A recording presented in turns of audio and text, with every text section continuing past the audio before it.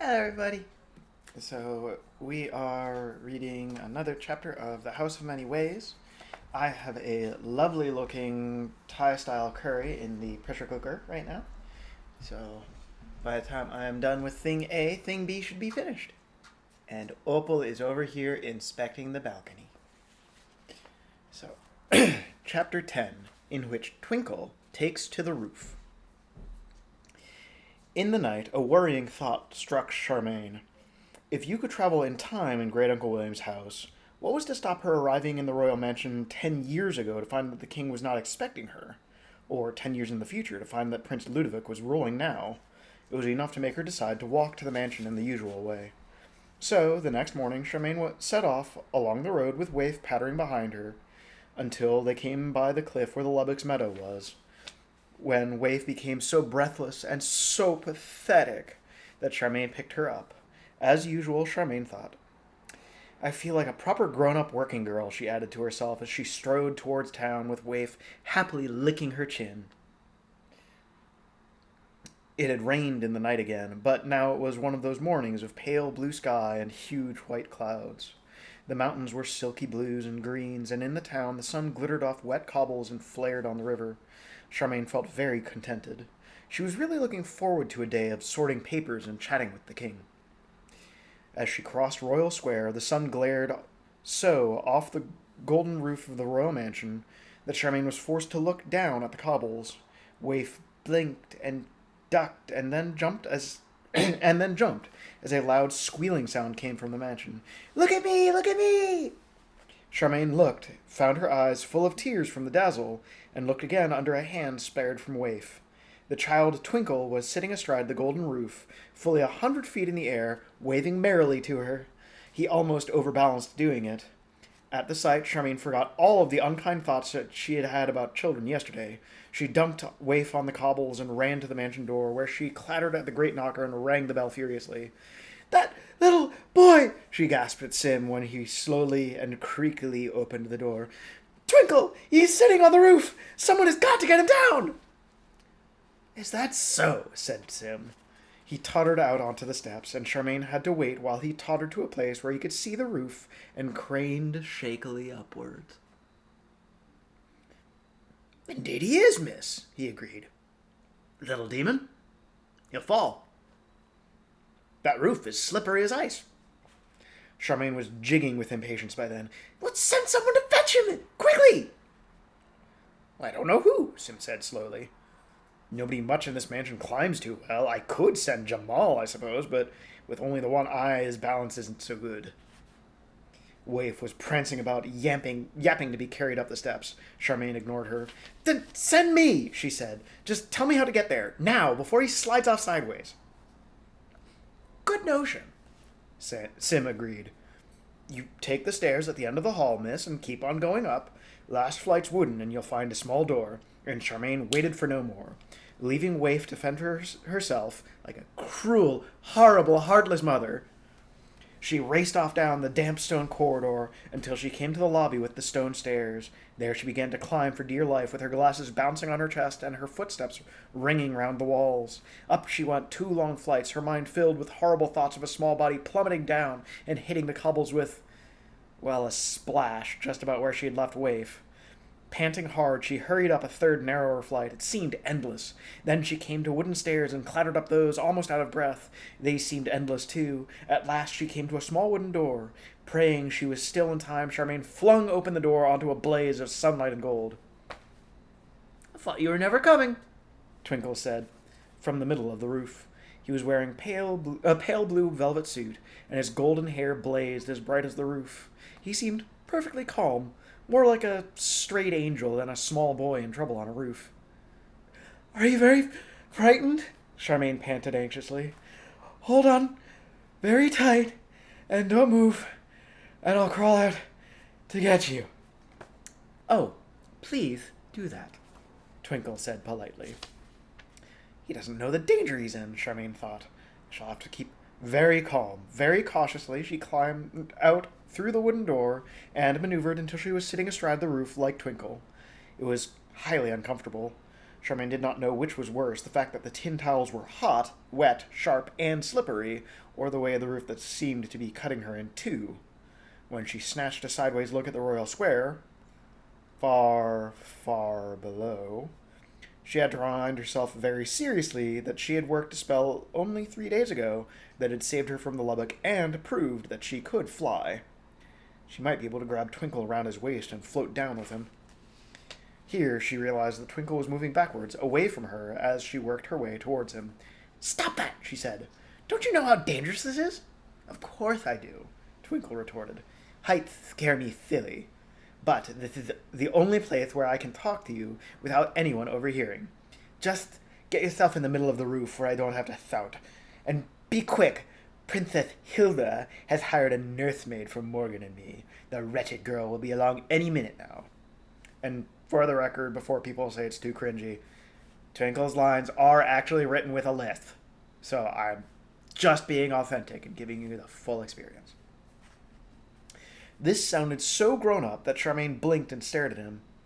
Twinkle smiled blindingly back, all big blue eyes and enchanting rosy lips. "Are you an infant genius or something?" she asked him. "Well, I am now," Twinkle said. "When I was really 6 years old, I was about average, I think. With a strong gift for magic, of course. Move along, can't you?"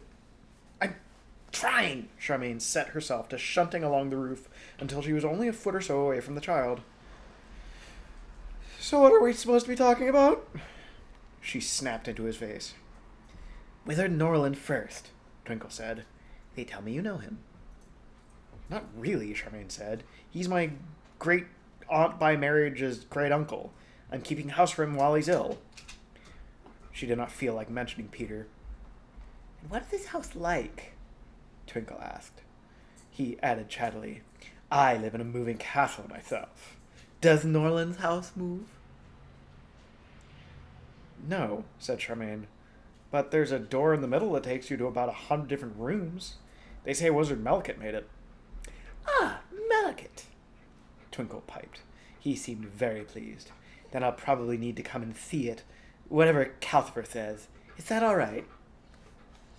"Yes, beloved dearest. Are you out of water and will perish soon? You will die, sad and unloved without more water? Oh, how difficult it is to be a puppy, especially when Dad makes fun of you. Oh!"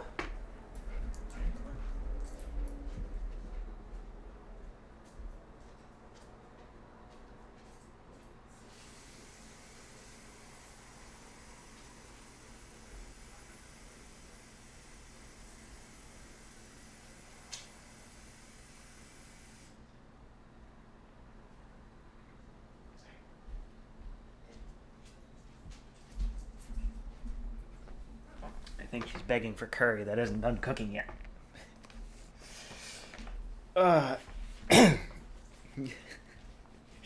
What is his house like? "Ah, Melkett," Twinkle piped. He seemed very pleased. "Then I'll probably need to come and see it, whatever Calcifer says. Is that all right?" "Well, I suppose so. Why?"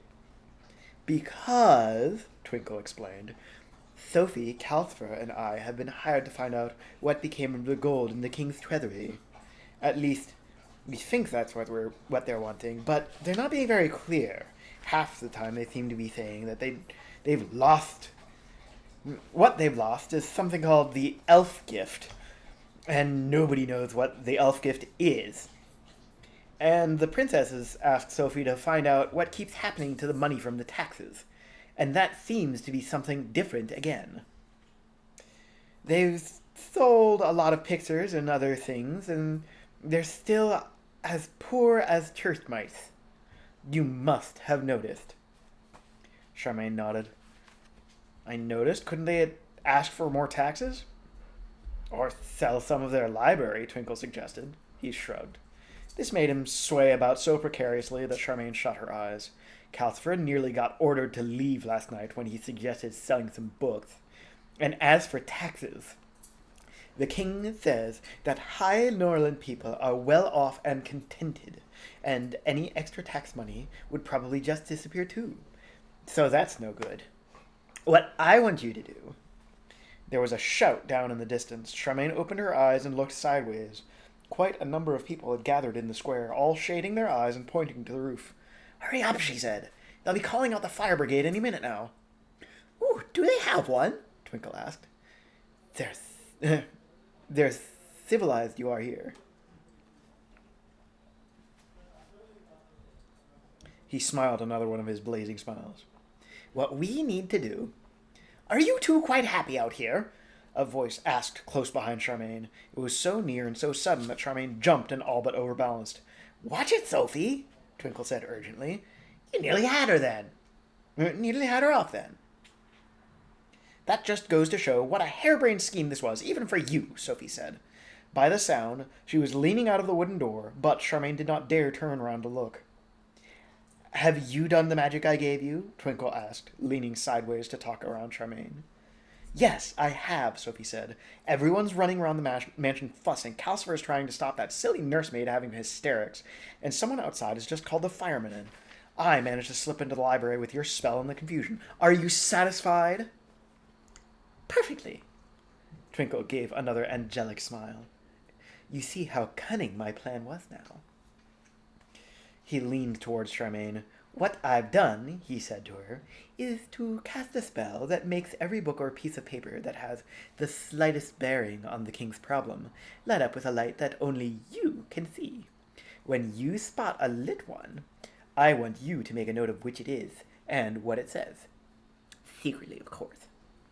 Something's definitely wrong here, and we don't want anyone to know what you're doing in case it gets to the person causing the trouble. Can you do that for us?" "I suppose so," said Charmaine. It sounded easy enough, although she did not like the idea of keeping secrets from the king. "When do you want my notes?" "Tonight, please, before the princely heir gets here." "Oh, sorry. Tonight, please, before the princely heir gets here," Sophie said from behind Charmaine. "There's no need to get him mixed up in this. And we're very grateful, and it is truly important. It's the reason why we're here. Now, for goodness sake, come inside, both of you, before they start putting up ladders." "All right," Twinkle piped. "Here you go. I may arrive in 2 halves, mind you." "Serve you right." The roof started to buck and ripple under Charmaine. She nearly screamed, but she hung on with both hands, reminding herself that she really could fly, couldn't she? And the roof jiggled and rippled her backwards, towards the way that she had come out, while in front of her, Twinkle jiggled on too.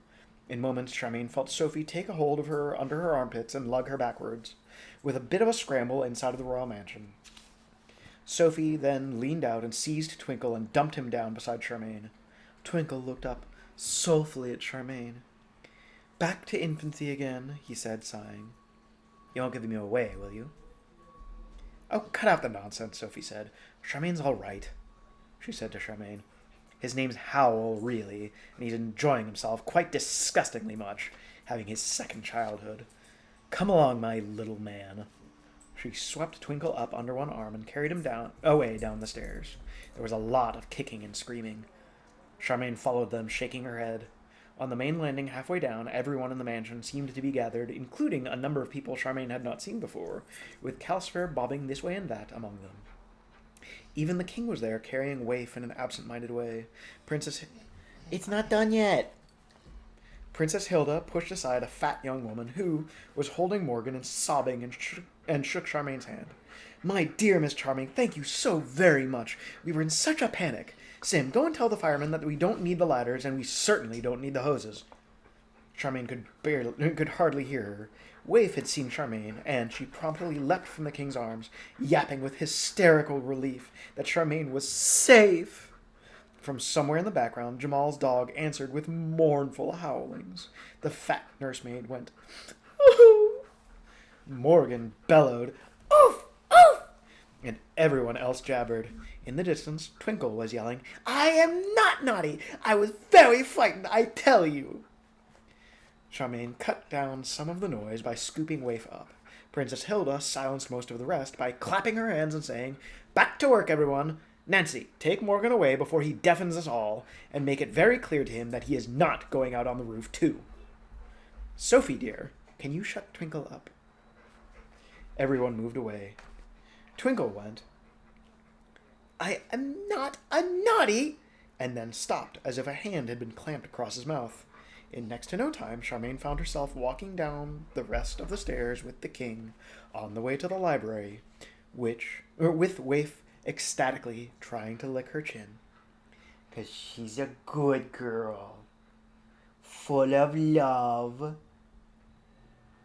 who has conveniently forgotten that I gave her an entire piece of steak. It takes me right back, the king remarked. I got out on the roof several times when I was a boy and never failed to cause a silly panic. Fireman nearly hosed me off once by mistake. Boys will be boys, my dear. Are you ready to get back down to work, or will you want to sit and recover for a bit? No, I'm fine, Charmaine assured him. She felt completely at home today as she settled into her seat in the library, surrounded by the smell of old books, with Waif toasting her tummy at the brazier, and the king sitting opposite investigating a ragged pile of old diaries. So peaceful was it that Charmaine all but forgot about Twinkle's spell. She became immersed in peeling apart a damp pile of old letters. Ew. They were all from a long-ago prince who was breeding horses and wanted his mother to coax more money out of the king. The prince was just feelingly describing the beauties of the new foal his best mare had given birth to, when Charmaine looked up to see the fire demon flickering slowly this way and that about the library. The king looked up too. Good morning, Calcifer, he said courteously. Is there something you need? Oh, just exploring, Calcifer answered in his small, crackling voice. I understand now why you might not want to sell all of these books. It's not done. She is so full of love. Indeed, said the king. Tell me, do fire demons read much? Oh, not generally, Calcifer replied. Sophie reads to me quite often. I like the kind of story with puzzles in, where you have to guess who did the murder. Have you got any of those in here? Probably not, said the king. But my daughter is partial to murder mysteries too. Perhaps you should ask her. Thank you. I will, Calcifer said, and vanished. The king shook his head and went back to his diaries, and, as if Calcifer had given Twinkle's spell a jog, Charmaine instantly noticed that the diary the king was flipping through was glowing a faint pale green. So was the next thing down in her own pile, which was a rather squashed scroll done up with tarnished golden tape. Charmaine took a deep breath and asked, Anything interesting in that diary, sire? Well, said the king, it's rather nasty, really. This is the diary of one of my great-grandmother's ladies-in-waiting, full of gossip, and just now she's dreadfully shocked because the king's sister died giving birth to a son, and the midwife seems to have killed the baby. Said it was purple and it frightened her. They're going to put the poor silly soul out on trial for murder. Charmaine's mind flew to herself and Peter looking up Lubbock in Great Uncle William's encyclopedia. She said, I suppose she thought the baby was a Lubbocken. Yes, very superstitious and ignorant, the king said. No one believes in Lubbocken these days. He went back to reading. Charmaine wondered whether to say that long-ago midwife may have been quite right. Lubbocks existed, why not Lubbocken too?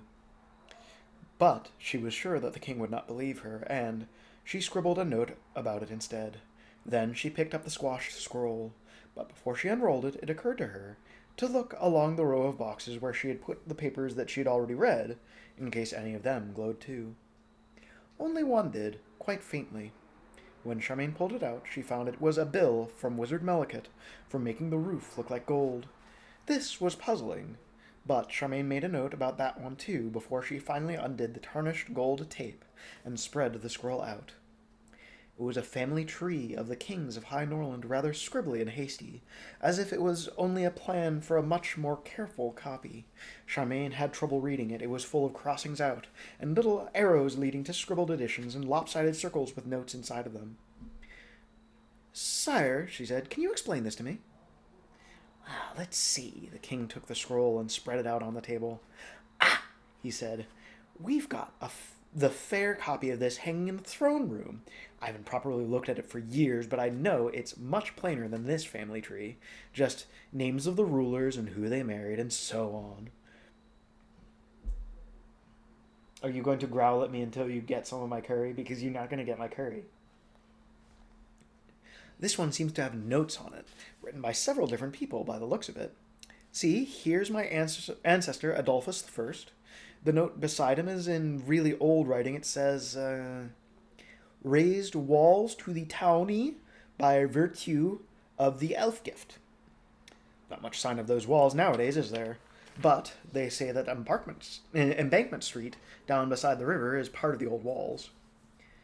Excuse me, sire, Charmaine interrupted, but what is the elf gift? No idea, my dear, the king said. Wish I knew. It was said to bring prosperity and protection to the kingdom. Whatever it was, but it seems to have vanished long ago. This is fascinating. The king ran his large finger across to one note after another. Here, beside my ancestor's wife, it says, was elf-woman so called. They always told me that Queen Matilda was only half elf. But here is her son, Hans Nicholas, labeled as elf-child. So maybe that's why he never got to be king. Nobody really trusts elves. Great mistake, in my opinion. They crowned Hans Nicholas' son instead. Very boring person called Adolphus II who never did anything much. He's the one king on this scroll who doesn't have a note beside him. Tells you something. But his son here he is. Hans Peter Adolphus. He has a note that says, reaffirmed the safety of the realm in partnership with the elf gift. Whatever that means. My dear, this is so interesting. Would you do me a favor of making a good readable copy of all these people's names and the notes beside them? You can miss out cousins and things if they don't have notes. Would you mind very much? Oh, not at all, sire, Charmaine said. She'd been wondering how she could write all of this down secretly for Sophie and Twinkle, and this was how. She spent the rest of the day making 2 copies of the scroll. One was a muddly first draft, where she was constantly having to ask the king about this note or another one, and the second copy was in her best writing for the king himself. She became as interested as the king was. Why did Hans Peter III's nephew take to banditry in the hills?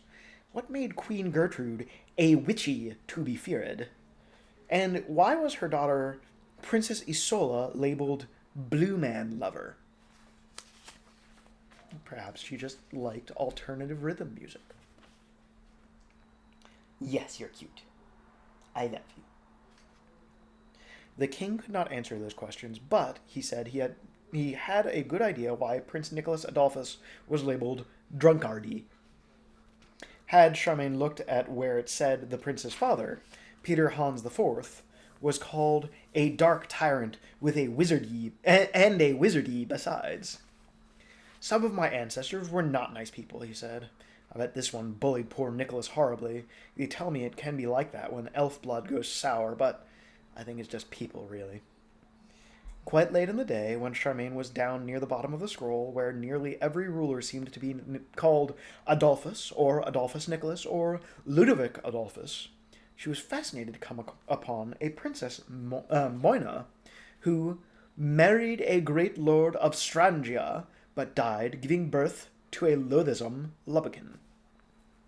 Charmaine was sure that Moina was the one in the Lady-in-Waiting's diary. It looked as if someone had believed the midwife's story. She decided not to mention this to the king. 3 lines farther down she came upon the king himself, much lost among his books, and Princess Hilda refused marriage with kingy, 3 lordies, and a wizard. They were rather squeezed to one side to make room for the descendants of the king's uncle, Nicholas Peter, who seemed to have had a great many children. The children's children filled the whole bottom row. How on earth do they remember who's which? Charmaine wondered. Half the girls were called Matilda and the other half Isola, while the boys were mostly Hans or Hans Adolphus. You could only tell them apart by the tiny scribbled notes, calling one Hans, a great lout, drowned, and another murdered by accident, and yet another died abroad. Ah, yes, the lady died abroad. The girls were worse. One Matilda was a tedious, proudy girl, another to be feared like Queen Gertrude, and a third of no good nature. The Isolas were all either poisoned or of evil ways.